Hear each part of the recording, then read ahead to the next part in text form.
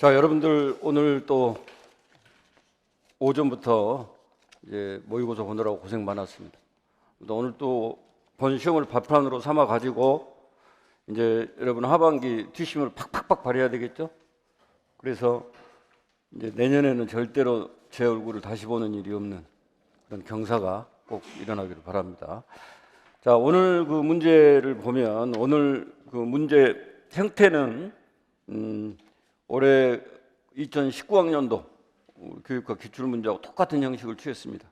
제가 4월 진단 모의고사 볼 때도 그 똑같은 구조를 가지고 해서 출제를 했었죠. 그래서 여러분들이 일단 여기 6월달 보는 시험은 출제 경향에 맞게 이런 식으로 시험에 나온다 하는 것들 여러분들이 체크를 하셔가지고 이제 중요한 것은 뭐 하반기 문풀 과정이겠죠. 감을 잡고 하시면 좋고, 오늘 만약 이제 시험을 자기가 채점을 해보고 한 15점 이상 나왔다 하면 뭐 무난히 고득점으로 최종 합격하리라고 봅니다. 근데 그러지 않고 뭐 10점 밑이라든가 이럴 이제 선생님 같은 경우는 분발을 많이 해가지고 뭐 충분히 또 좋은 점수 얻을 수 있습니다. 자, 문제 볼까요? 김교사 교육활동을 성찰한 내용을 기록한 메모이다 해가지고 주제가 뭐냐? 학교 교육 개선을 위한 교사의 그 반성적 실천, 이걸 주제로 해서 학습자에 대한 이해, 또 교육과정의 편성과 운영, 평가도구의 시작, 교육 지도성 4개의 논점입니다. 항상 이렇게 나오죠. 이걸 가지고 이제 답을 써라, 이런 식으로 이제 나왔습니다. 그리고 보면 지금 논점이 첫 번째가 이제 학습자 이해 이렇게 나왔고, 두 번째가 교육과정 편성 운영 부분이 이렇게 나왔고, 그다음에 세 번째가 교육 평가 쪽, 네 번째가 교육 지도성, 이런 형태로 지금 구성이 됐는데, 여러분 2019학년도 문제 기억할 거예요. 2019학년도 같은 경우는 학습자 이해 부분들은 다중지능이 나왔었죠. 다중지능에서 이제 뭐 대인관계지능, 자아성찰지능 이런 부분들이 이제 출제가 됐었고, 그 다음에 제가 이제 4월 요 진단 모의고사에서는 요거하고 연결시켜서 똑같은 구조로 무엇을 봤죠? 그때는 이제 스턴버그 3원지능을 활용해 가지고 그 문제를 출제한 바 있습니다. 이번에는 지금 첫 번째 논점 같은 거 어떻게 되어 있냐? 여러분 보시면 여기 이제 뭐 소극적인 자세로 활동을 하는 걸 봐서 학습한 무력감에 빠져 있는 것이 아닐까 생각이 된다. 뭐 이런 식으로 있는데, 이제 묻고 있는 것 자체가 여기 이제 켈러의 동기 유발 설계 이론, 교수 설계 이론, 악스죠. 학습자 특성에서 이제 학습 동기라고 하는 부분에서 요 관점에서 지금 첫 번째 논점은 출제를 지금 했습니다. 자, 두 번째 이제 교육과정 편성 운영 부분은, 교육과정은 무조건 뭐 시험에 하나 나온다고 볼 수가 있죠. 이제 2019학년도 것은 요거 이제 잠재적 교육과정. 그래서 이제 잭슨의 그 교육과정 개념, 잠재적 교육과정 개념을 써라 이렇게 나왔었고, 그 다음에 예상치 못한 결과라고 하는 거 이해 들어라 이런 식으로 나왔었죠. 그러면 4월 진단 모의고사에서는 이제 교육과정 부분에서 꼭 나옴직한 거, 나올 수밖에 없는 거, 그것이 이제 학교 중심 교육과정 개발인데, 스킬백 것을 가지고 요것을 이제 1단계가 뭐냐? 1단계 뭐예요? 상황 분석이죠. 그거 도입했고, 그 다음에 여러분들이 좀 헷갈려하는 4단계, 4단계 그 부분들을 물어봤습니다. 4단계 부분을 이렇게 물어보고 그것의 개념을 정확하게 써라. 뭐 이것이 이제 판단과 해석인데 생각날 수도 있고 안 날 수도 있어요. 근데 이 부분을 이제 서술을 하는데, 그 이제 판단과 판단과 실행 부분인데 많이 헷갈리는 부분이 요 실행 부분들을 잘 해석을 못 해가지고 이제 헷갈려 하죠. 근데 거기에 이제 포인트는 이런 교육 과정을 개발한 것을 적용했을 때 발생할 수 있는 문제가 어떤 것인가 이런 걸 판단을 해가지고 그 문제를 해결하는 것이 그 문제 해결. 실제로 그 교육 과정을 현장에다 적용하는 것이 아니라 그거 실행이 아니에요. 이 실행이라고 하는 것은 어떤 문제가 발생할 수 있을까라고 하는 걸 예측해 가지고 그 문제를 해결하는 것이 바로 이제 실행이에요. 그래서 네 번째 단계 요거 쓰라는 식으로 이렇게 나왔습니다. 근데 이제 오늘 문제 같은 경우 보면 여기 2015 개정교육과정 총론에 입각해 가지고 2015 개정교육 총론은 여러 가지 이제 교육과정의 특성을 갖고 있는데 그중에 가장 핵심적인 것이 역량 중심 교육과정이다. 이제 컴피턴스 베이스드 해가지고 역량 중심 교육과정이다 우리가 이야기를 하는데 그 부분에서 지금 이제 핵심 역량 6가지 있잖아요. 뭐 그 중에서 하나를 심리적 감성 영역을 끄집어 써봐라 하는 것하고 그 다음에 거기서 이제 컴피턴스 그 역량이라고 하는 개념 자체가 갖고 있는 공통된 특성이 있는데 그걸 뭐 학자마다 다 다르게 이야기하겠죠. 다르게 이야기하는데 거기서 가장 유사하게 공통점으로 이야기하는 거 한 3가지 정도를 써봐라 이런 식으로 여기는 지금 이번 문제는 역량 중심 교육 과정으로 지금 출제가 됐습니다. 자, 교육평가 부분은 이제 2019학년도 같은 경우 여러분이 좀 이제 본 시험을 응시하신 분이라면 제일 좀 어려웠던 부분이죠. 정의적 특성 평가하는 것이 이제 과정 중심 평가에 포함이 되어 있는데 그 정의적 능력 평가인데 척도법이 뭐냐? 리커트 척도. 그다음에 이제 거기서 이제 진술문을 어떻게 구성해야 되느냐?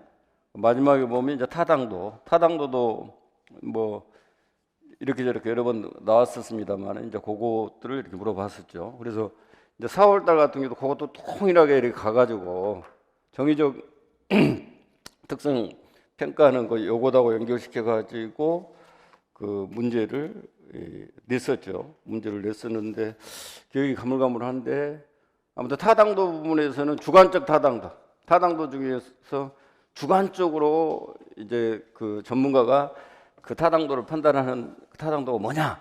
요걸 물어보고 이게 무슨 타당도예요? 내용 타당도 부분. 내용 타당도. 요걸 물어봤었고 내용 타당도를 여러 번 시험에 출제됐습니다. 물어봤고 그다음에 정의적 특성을 평가하는데 오늘 문제는 평가자가 범할 수 있는 오류. 이게 교사가 범할 수 있는 오류 중에 하나를 쓰라고 그랬잖아요.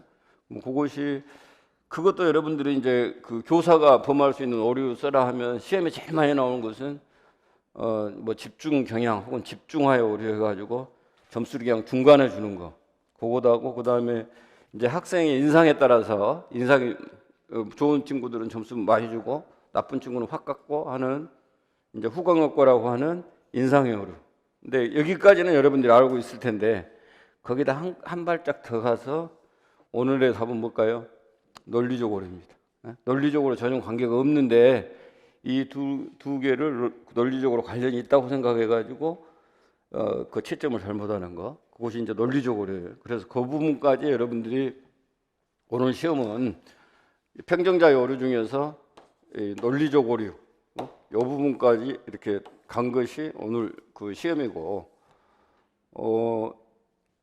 지난번에는 4월 달은 어떤 식으로 냈냐면 그러면 이제 피평가자 학생 쪽에서 잘못 반응할 수 있는 2가지 대표적인요. 그것이 어떤 거냐면은 이제 그 중립파 그냥 가운데다 대답하는 거예요.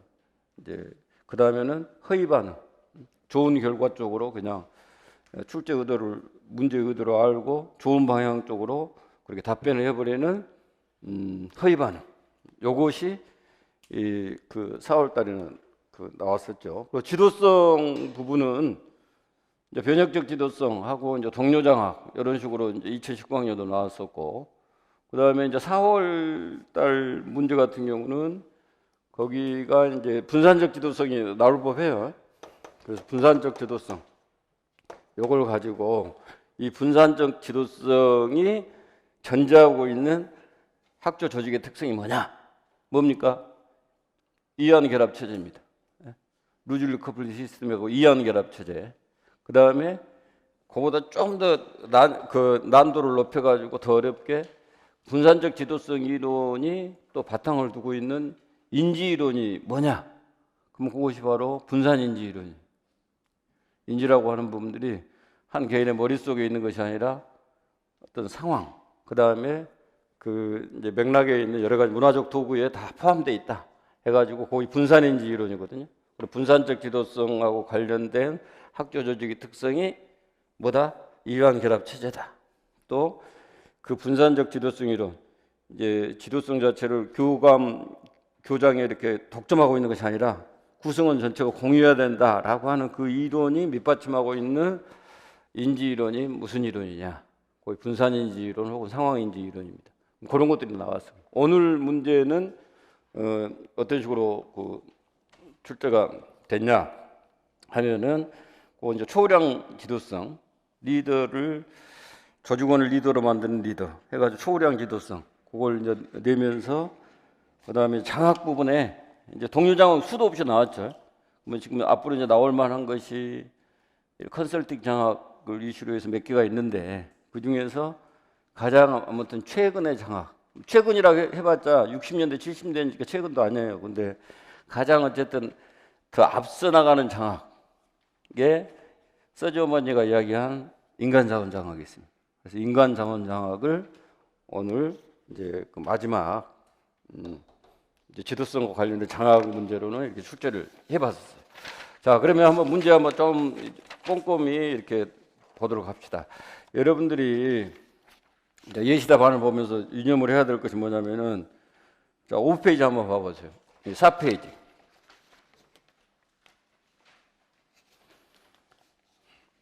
4페이지 보면 이제 그 논제의 특징 해가지고 2019학년도 그 논제가 동형으로 출제했다. 매우 동형이 중요해요. 왜냐? 지금까지 이제 시험을 한 9번 봤잖아요. 그럼 9번에서 드러난 출제 경향이 있습니다. 그럼 여러분들이 항상 공부할 때는 교육과 공부할 때는 시간 없잖아요. 시간 없기 때문에 어떤 수준으로 어떤 영역에서 나오는가 이것을 빨리 촉을 이렇게 발휘를 해야 됩니다. 그래서 그것 중심으로 해서 이제 한정된 시간에 공부를 해야 좋은 효과가 나올 수 있습니다. 그렇지 않고 그냥 무작정 외운다거나 또 문제 많이 풀어본다든가 그 효과가 없어요. 아무튼 경향을 알고 해야 되는데 이렇게 이제 7, 8, 90에는 이런 경향에 맞는 출제 경향과 비슷한 이런 문제를 많이 풀어볼 겁니다. 자, 그리고 이제 두 번째가 아무튼 여러분들이 한 15점 이상 이렇게 서술을 했다 하면 아주 잘했다 이렇게 볼 수 있고 세 번째 한번 봐보세요. 배척일파 이제 제가 강조하는 것 중에 하나인데 배점을 체크해서 1점의 요소를 파악해야 된다. 그러면 이제 과거 기출 보면은 이렇게 그냥 뭉뚱그려서 개념쓰라고 해가지고 뭐 2점 이런 식으로 나오는 경우가 있거든요. 그러면은 여러분들은 그냥 절대로 쓰면 절대 안 되고 개념이 2점이라고 하면 채점 기준에 그 개념을 쓰는데 뭐가 채점 요소로 돼 있을까? 채점 무조건 몇 점 단위로 해요? 1점 단위로 하죠. 그럼 1점의 요소 단위로 지금 개념을 쓰라고 했는데 그냥 1점이라고 했으면 좋았을 때 2점이라고 써놨다 이 말이에요. 그러면은 그 채점 요소가 무엇일까를 고려해서 반드시 여러분들이 써야 합니다. 그게 중요한데 그것을 이제 적용해야 되는 저 논점은 없다 이런 거예요. 그래서 이 뭐 1점 요소가 명백히 드러납니다. 드러나기 때문에 스스조지 쓰라고 한 걸 쓰고 조건을 지키면 되고 그 다음에 이제 쓸 때는 뭐이 이사 뭐 이거다 이론적 그 근거 또 사례의 근거 이런 식으로 이제 이 순서로 이러면 충분히 쓰면 되는 겁니다.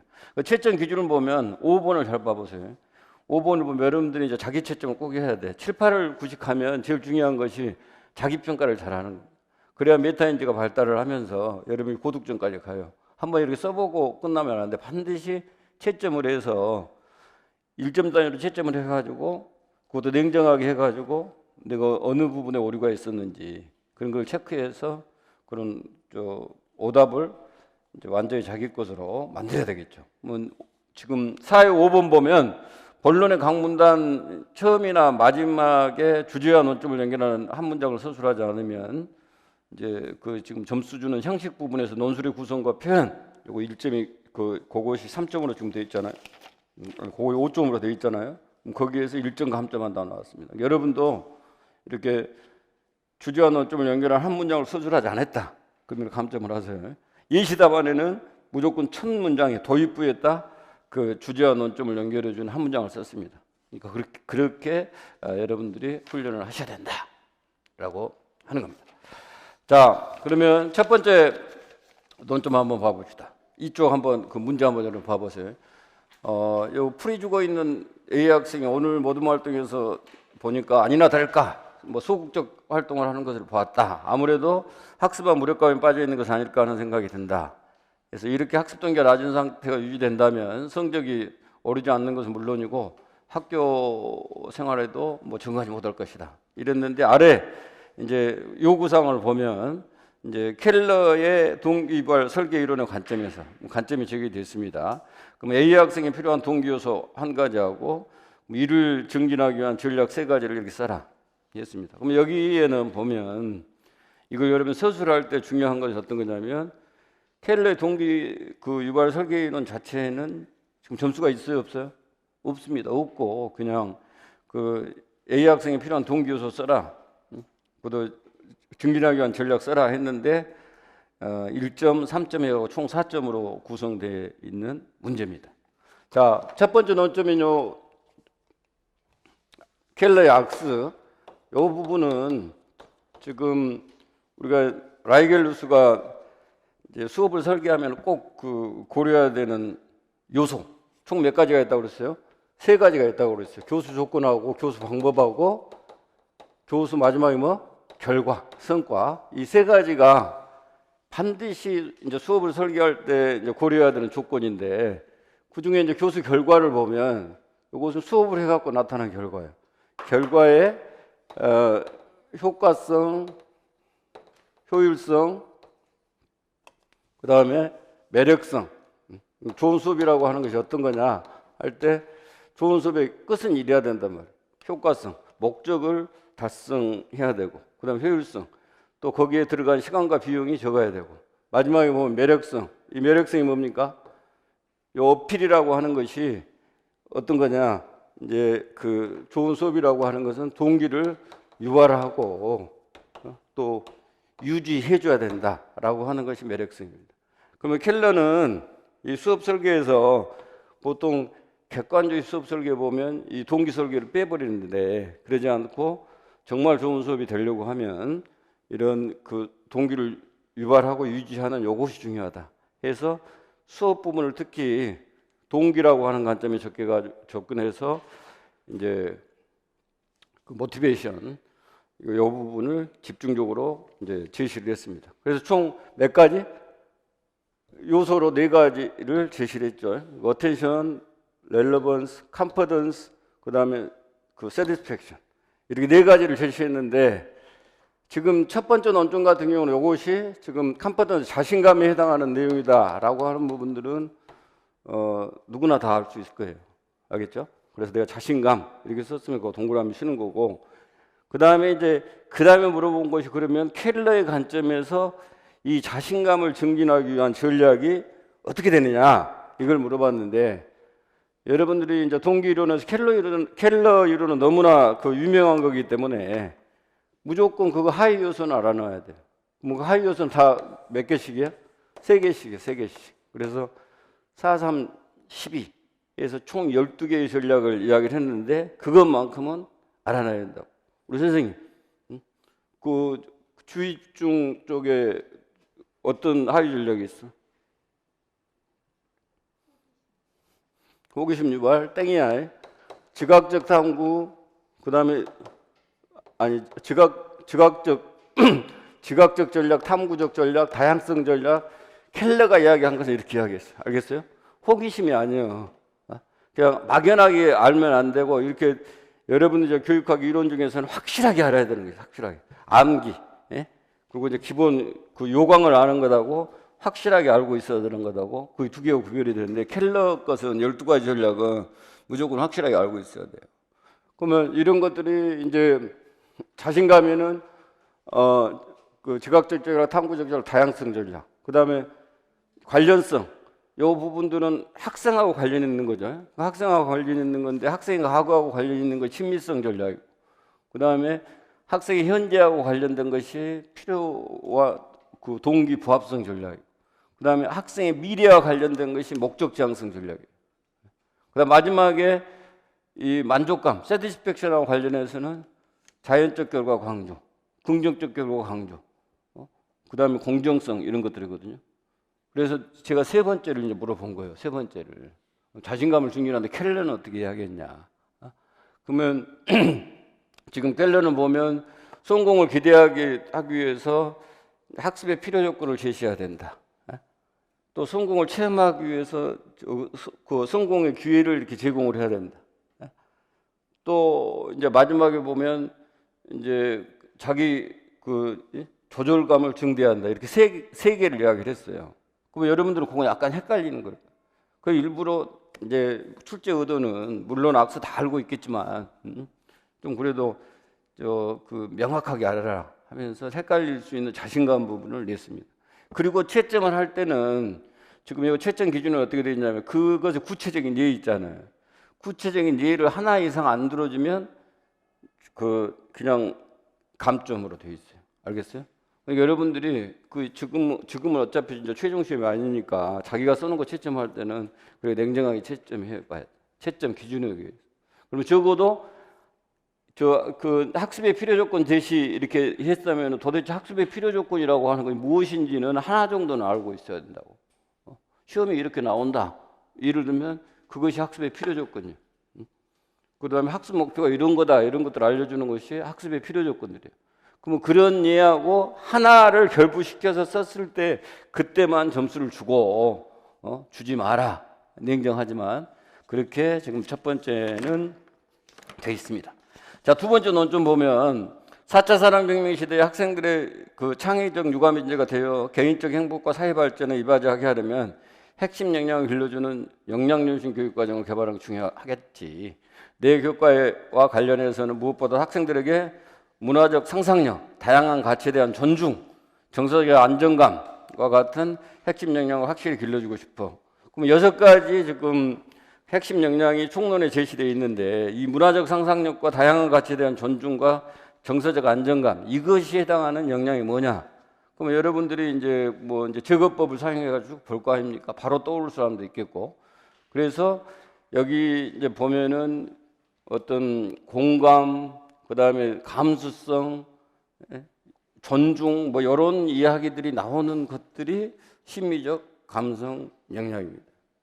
그 다음에 여기 뒤에 보면 핵심 역량은 이제 역량중심 교육 과정에서 보면 교과를 통해 이제 길러지는 거예요.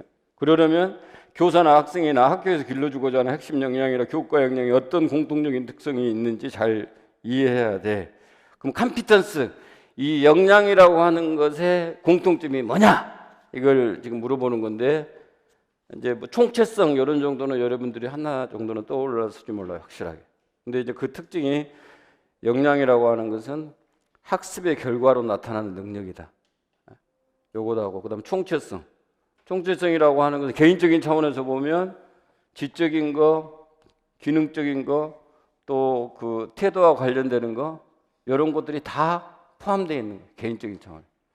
또 개인 간으로 보면 갈등 해결이라든가 의사소통이라든가 또 대인관계 그 형성이라든가 이런 것까지 다 포함이 되어 있어요.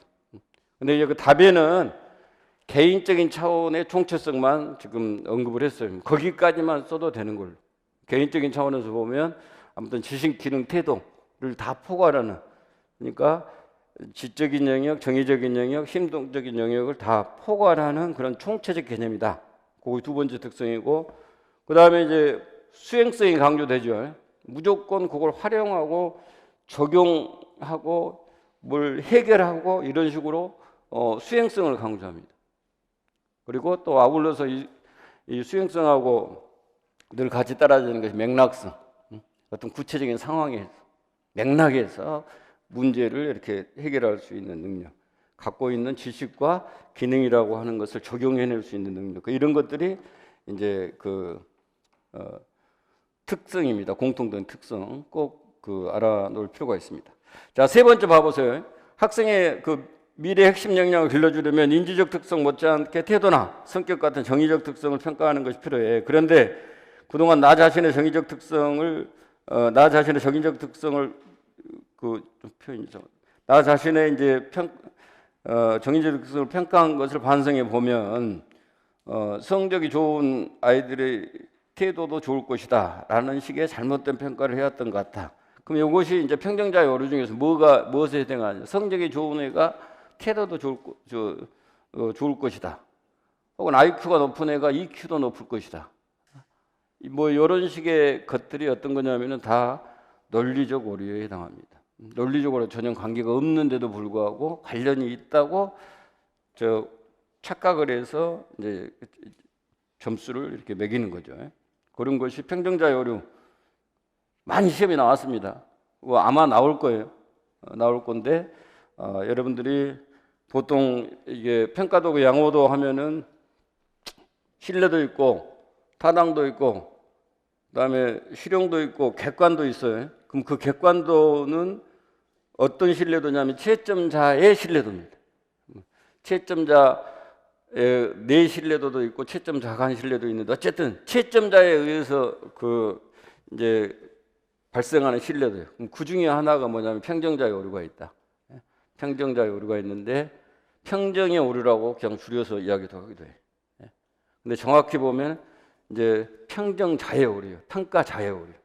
거기에서 여러분들이 후광 효과라든가 집중화, 이런 논리적 오류, 뭐 이런 것들 정도는 꼭 이렇게 알아 놓으셔야 됩니다. 그 다음은 이제 깊게 공부하는 사람은 이제 틀리라고 하는 겁니다.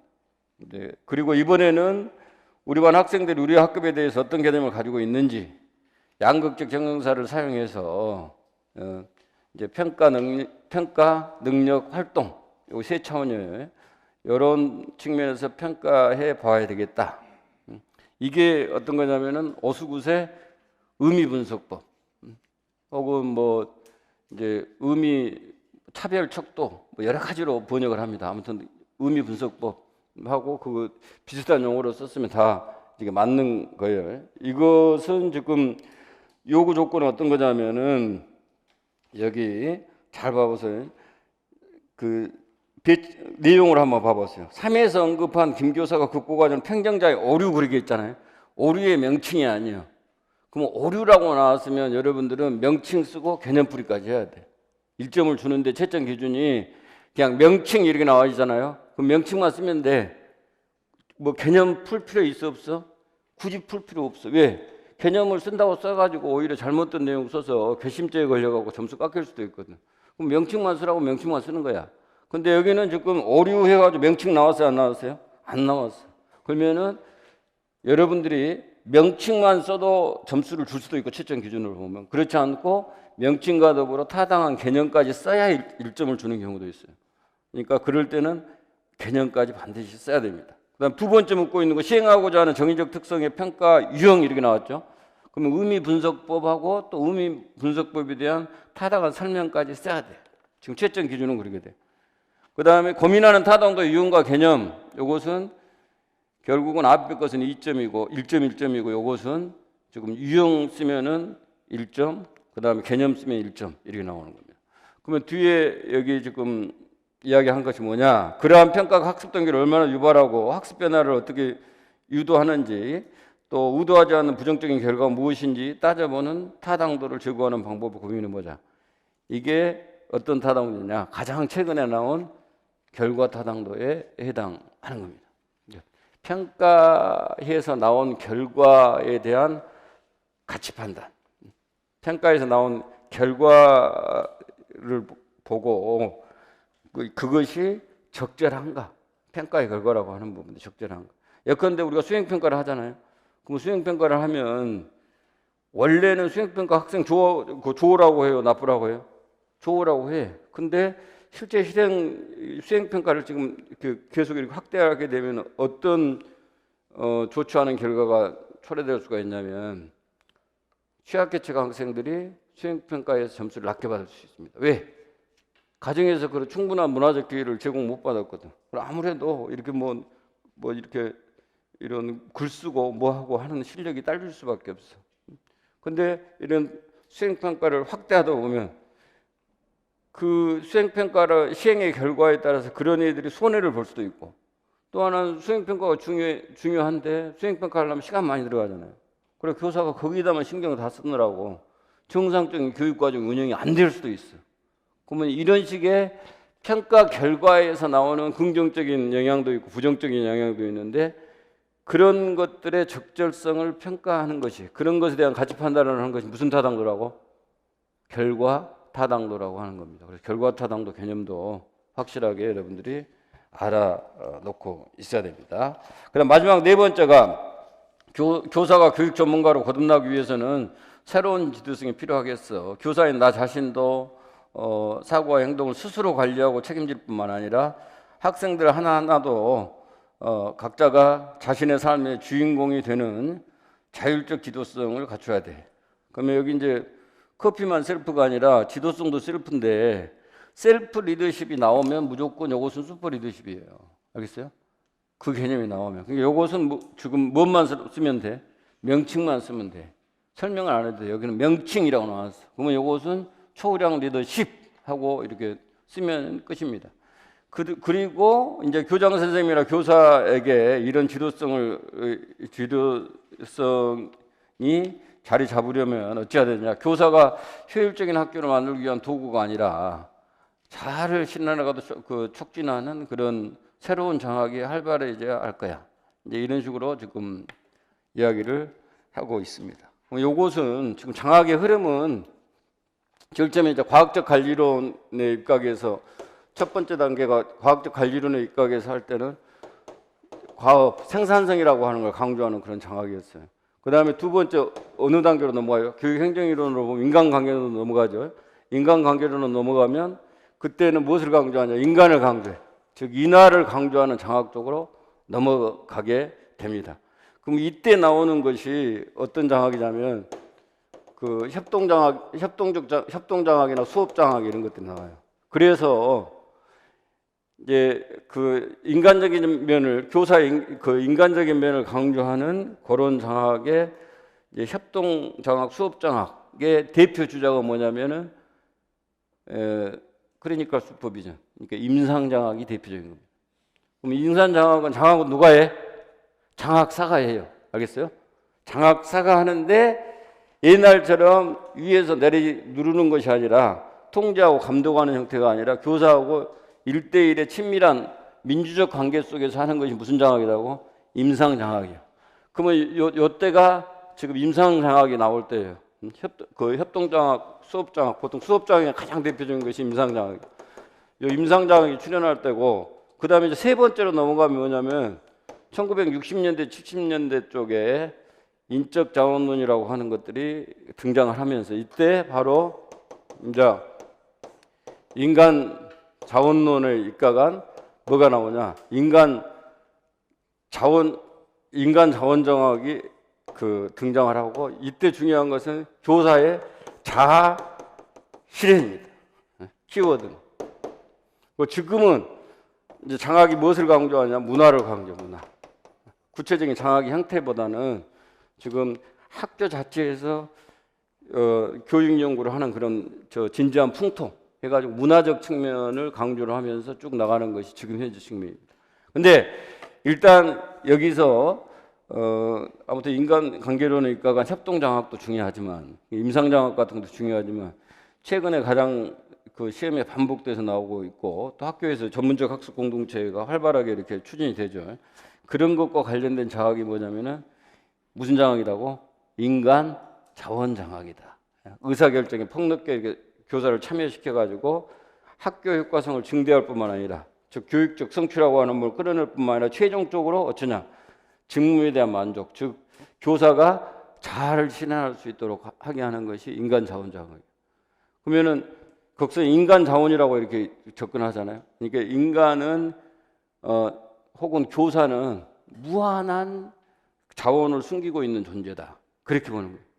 교사가 무궁무진한 잠재력을 갖고 있는 존재다. 이런 식으로 긍정적으로 보면서 어떻게 하면은 그것을 관리자가 개발하고 활용하는 쪽으로 이렇게 그 행정을 해가느냐, 이런 각도에서 보는 것이 인간 자원 장악입니다. 자, 예시답을 한번 봐보세요. 본론으로 넘어가서 3쪽 한번 봐보세요. 각 논점은 이런 식으로 쓰면 되는 겁니다. 어쨌든 지금 A4 용지 지금 한 페이지에 들어갔잖아요. 그럼 이런 정도가 맥시멈 분량이에요. 그리고 여러분들이 실제로 쓰는 것은 이것보다 더 축소된 형태입니다. 그래서 제가 계속 강조하는 것이, 원래 이것의 이제 답은 여러분 2페이지 오늘 나눠줬을 거 아닙니까? 2페이지를 빵빵하게 쓰면 안 되고 맥시멈이 한 페이지 반이에요. 그리고 정말로 빼다고만 쓰면 한 페이지에 다 쓰는 겁니다. 알겠죠? 장황하게 쓸 필요가 없고, 요구한 것이 무엇인가를 정확히 알고 그것을 깔끔하게 쓰려고 노력을 해야 돼요. 자, 그래서 본론 봐보세요. 먼저 해놓고 학교 교육을 개선하려면, 요거 지금 학교 교육 개선이 주제예요. 학습 동기와 같은 학생의 특성을 고려해서 수업을 하는 것인지 하고 있는지 반성해 봐야 한다. 이게 뭐라고? 주제하고 논점의 연결부라고. 무조건 첫 문장으로 그래 써준 거예요. 그러면 이런 식으로 첫 문장으로 길지 않게 이렇게 연결해서 반드시 여러분이 써야 됩니다. 그 다음에 일과 관련해서 켈러의 동기부여 설계이론의 관점에서 A 학생에 필요한 동기 요소. 그럼 여기까지 지금 볼드체로 써져 있는 것이 뭐냐면은 그대로 교육 지금 논술의 내용에서 요구하는 사항을 그대로 잘라서 붙인 거예요. 절대로 자기가 각색하지 말고 그걸 그대로 잘라서 그대로 붙이고, 뭐냐를 그대로 잘라서 붙이고 다음에 이거다. 그럼 자신감이다. 이렇게 지금 나온 겁니다. 그럼 자신감에 대한 설명은 안 했어. 왜? 자신감은 너무나 이제 그 온 지구 45억 인구가 다 이해할 수 있는 개념이니까 그 자신감 그 컨셉 자체는 안 풀어놨습니다. 그냥 자신감 나오면은 동그라미 1점 주는 거죠. 기분 좋게. 그 다음에 이제 이런 자신감을 증진하는 전략은 다음과 같다. 그러면 첫째, 학습의 필요 조건을 제시해야 한다. 그러면은 예를 들면 이런 것이 있다 하고 하나를 써줘야 한단 말이에요. 알겠죠? 채점 기준에 내가 안 써줬으면 좀 쓰세요.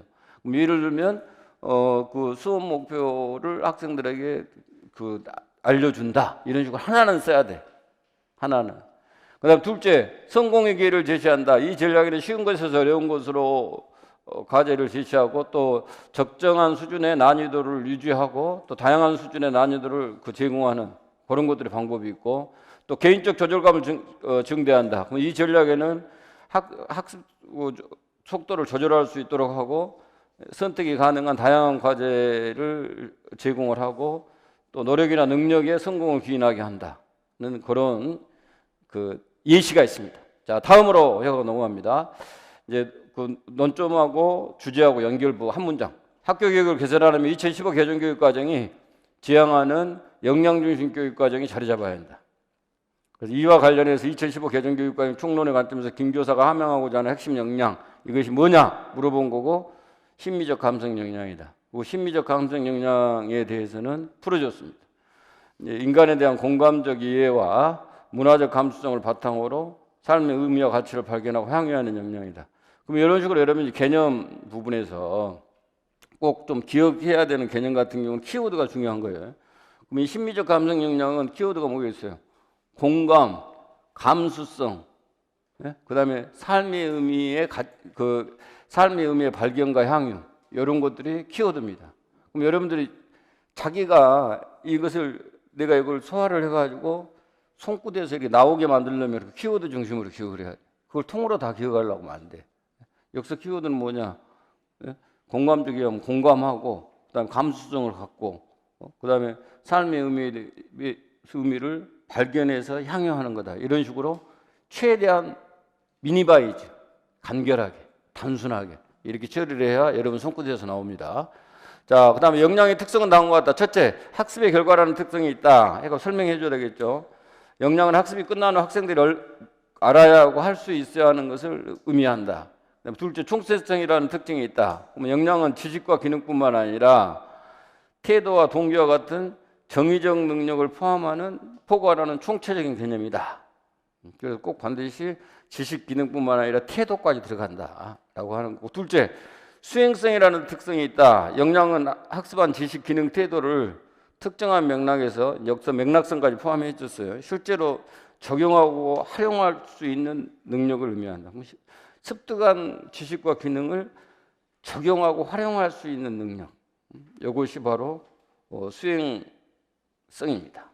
자, 한편 학교 교육을 개선하려면 학생의 전인적 성장을 촉진하는 평가가 뿌리내려야 한다. 이거 도입부 한 문장 써주라고 그랬어요. 안 썼으면 감점을 하라고 그랬어요. 요것은 계속 감점을 하는 것이 아니라 이것을 지금 전체적으로 안 써줬다 하면 1점만 종합해서 감점을 하라 이거예요. 계속 감점하면 점수 너무 떨어집니다. 그 다음에 3에서 김 교사가 극복하고자 하는 평정자의 오류는 뭐냐? 논리적 오류다. 논리적 오류다 했으면은 그냥 명칭만 쓰고 끝나는 것이 아니라 설명까지 해야 되니까, 오류를 물었으니까 논리적으로 전혀 관계가 없는 두 가지 행동 특성 관련 있는 것으로 판단해서 평가하는 오류다. 그리고 시행하고자 하는 정의적 특성의 평가 유형, 이것을 시멘틱 디퍼런셜 메소드 해가지고 의미 분화법이라고도 하고 어휘 차별 척도법이라고 하고, 그러면 용어는 이제 번역은 여러 가지가 있을 수 있으니까 그런 식으로 쓰면 됩니다.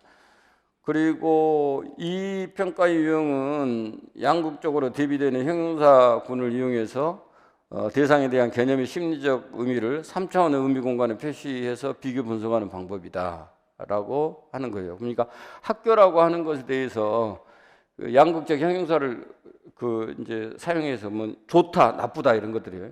그럼 그런 것들이 평가 차원의 하나의 이제 의미들입니다.